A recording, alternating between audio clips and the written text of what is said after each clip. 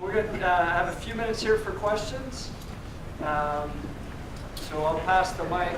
Suppression of religious rights in America began in 1948 with the separation of church and state, which I think is unconstitutional and can be proved unconstitutional. If I had $25 million, I would do it.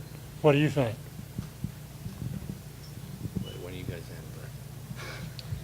Well, you may be referring to the Everson case. I guess I'll take the first stab here.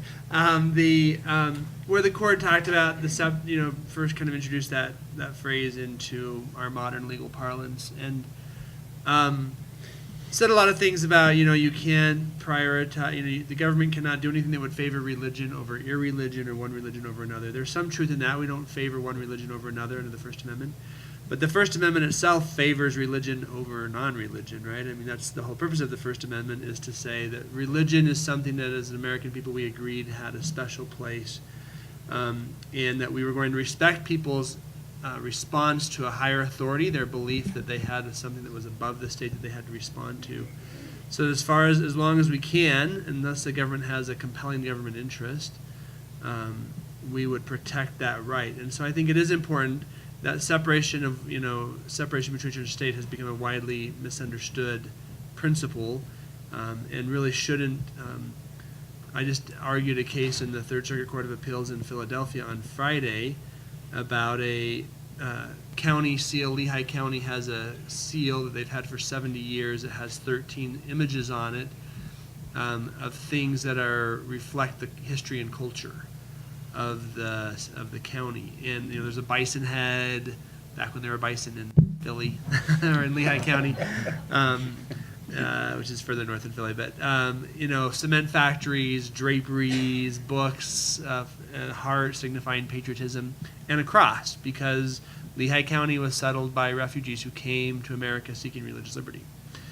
And they were sued by the Freedom from Religion Foundation, saying you can't do that. That's endorsing Christianity. It's not very effective. It's like only 60% Christian in Lehigh County. But our argument was, look, the Constitution doesn't require us to forget that there were religious people who came to America. That religious communities had an important role and continue to play an important role in American life. And so that separation of church and state doesn't accurately reflect the fact that it's okay to make acknowledgments that religion is a part of our history and culture, and it has a legitimate place, even when the government recognizes it. Hi, thank you. Many people on the left have the view that in support of religious freedom against LGBTQ issues is no different than 75 years ago support of anti-biracial marriage or Jim Crow laws. Do you have a concise way to explain how they're fundamentally different?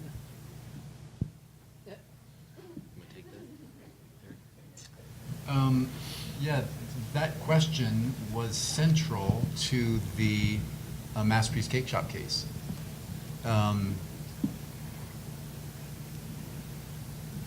No, is the short answer. I don't have a concise way to say that they're different. I mean, there are longer ways to say that they're different. To say that the Jim Crow society of the South is different from America in 2018, and whether the homosexual group is a discriminated against minority, or whether they're actually one of many parts of our society. I think that's one way to distinguish the two. I think it's historically accurate that blacks in the South were subjugated, and I think it is also historically accurate today that gays generally are one part of our society in America that some people like, some people don't. But I think that's one difference, and the law is a reflection of our time, always. And but the fundamental question, I think, in our democratic republic is who makes the law. And fundamentally, I think we want to say the legislature makes the law with the executive, governor, or president signing the law, which comes back to, again, elections matter. So the latest Civil Rights Commission hate crime against Jack Phillips involves an attorney here in town who was a man and became a woman and wanted a cake to celebrate the 5-year anniversary of this occasion. And just wondering what you think would happen given the state law protection of gender identity.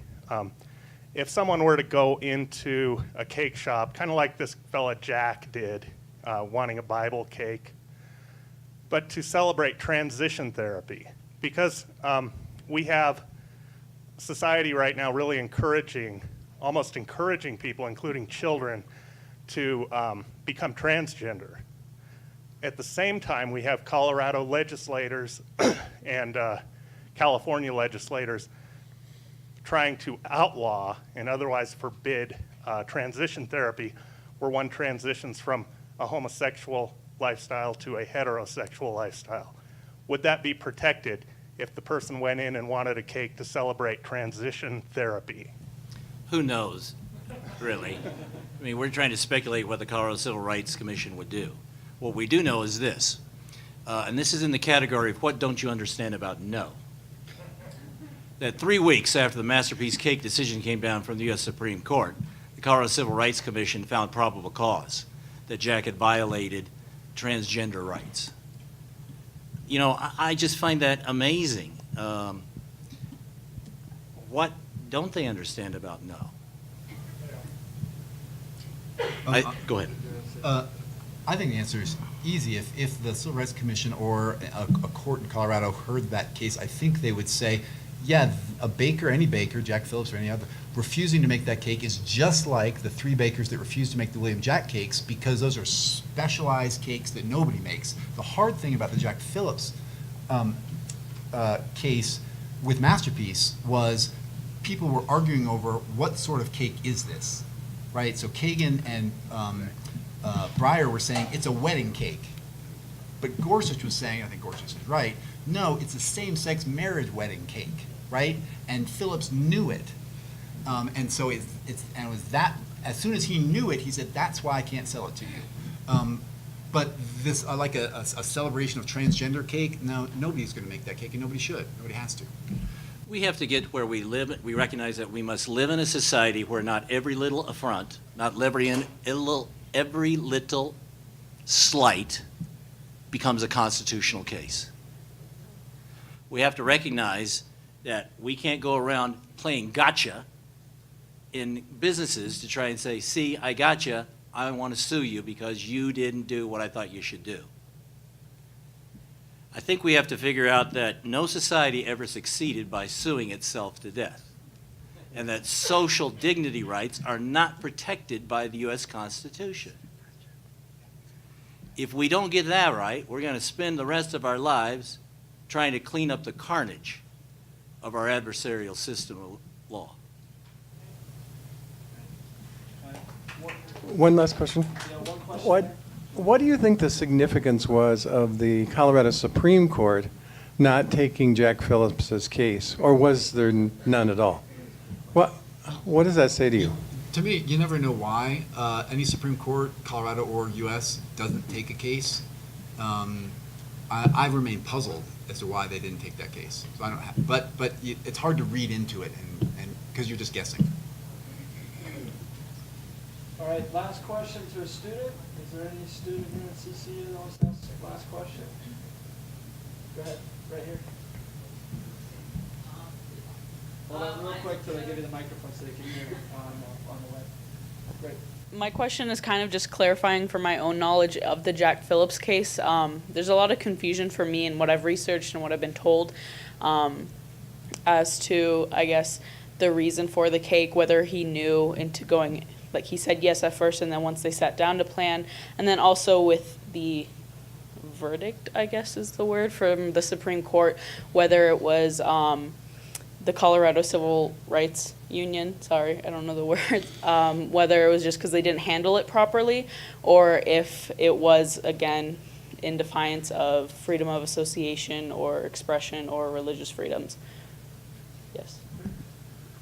So yeah, I'll answer that. As to the facts, what Jack did exactly, the Supreme Court didn't get into it. It just said, we're not going, and so this new round, there could be a decision from the Supreme Court where they say, yeah, the Colorado civil rights law trumps, and Jack can't deny this gentleman a cake. I think that's unlikely in this case. There was a lot of dispute in the last round about whether a cake is expressive, but where someone comes to you and says specifically, please make this to celebrate my transgender, they're clearly asking for you to do something expressive, which I think the court would say is protected. As far as the court's decision, I think the court was a little bit vague. It just said whatever they did in the past to Jack Phillips has to be undone. They didn't say whether they could they didn't say whether they could go back and redo it. I doubt they would do that. But just that initial action was undone, but it doesn't mean anything really about what could happen going forward, except that the commission has to respect his religious views and give them equal dignity. The case was about animus, unconstitutional animus, demonstrated by the Colorado Civil Rights Commission against Jack. And the court says, in essence, this Colorado cannot do. This animus will not stand. And so I think that's important for us to understand, that when the Colorado Civil Rights Commission begins to take on other cases involving evangelical Christians, how are we going to know that that animus is gone? Really? The other thing I want to point out is Kennedy, in the Masterpiece decision, quotes himself in another case. I love this. And he's quoting this line. This is really important, I think. Legislators may not devise mechanisms, overt or disguised, designed to persecute or oppress a religion or its practices. Sometimes in these cases, I know when Scalia was here, he said, look, when there's a punt decision, you have to look carefully at the concurrences, what is said and what's not said. And I think that what we're going to be looking at clearly in the future is whether state governments can design mechanisms to persecute or oppress a religion in order to uphold LGBTQ rights versus freedom of exercise and freedom of conscience. That's a tough one, but I think that's where we're headed, and we are going to have to be very smart about how we handle that. Great. I think all these gentlemen have had a great chance to put in a final word here, but Brenna, can you hear me? Do you have a final word you'd like to say? I echo what Dr. Ussery was talking about with Kennedy. I kind of want to mention that he went out with a bang when he was talking about religious liberty in the Masterpiece case, and there's some really good language there that I think can be used to apply to the Smith neutral and generally applicable rule to really help religious liberty from the federal level. I think there's some really good language in there that we haven't seen in over 20 years from the U.S. Supreme Court. So I would add that. I would also make one comment about kind of the relationship between like Jim Crow and what's happening with Masterpiece. And I think a really good way to look at it, and this is just a simple analogy, it doesn't answer the whole question, is if you think about African Americans during that time, they weren't even able to find a restaurant to sit down at. They weren't able to stay at a hotel because people wouldn't let them in. You look at the situation of Jack's case, and he was going to bake them anything. He was going to sell them anything in their store, but he could not create a custom same-sex wedding cake. But he could refer them to someone down the street. There's probably 50 bakers in a 20-mile radius in Denver, Colorado, who would have baked the cake for them. So the amount of oppression and discrimination is very different in Jack's case than from the Jim Crow era. So I did want to point that out too. All right, as we close here, just one reminder.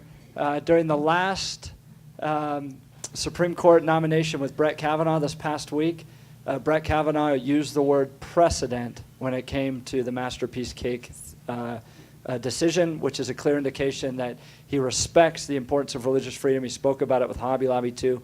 So I think it's clear that we have a Supreme Court nominee that understands all these issues at stake and that will rule in favor of the importance of religious freedom, which is great to recognize. Let's give all of our panelists a final round of applause.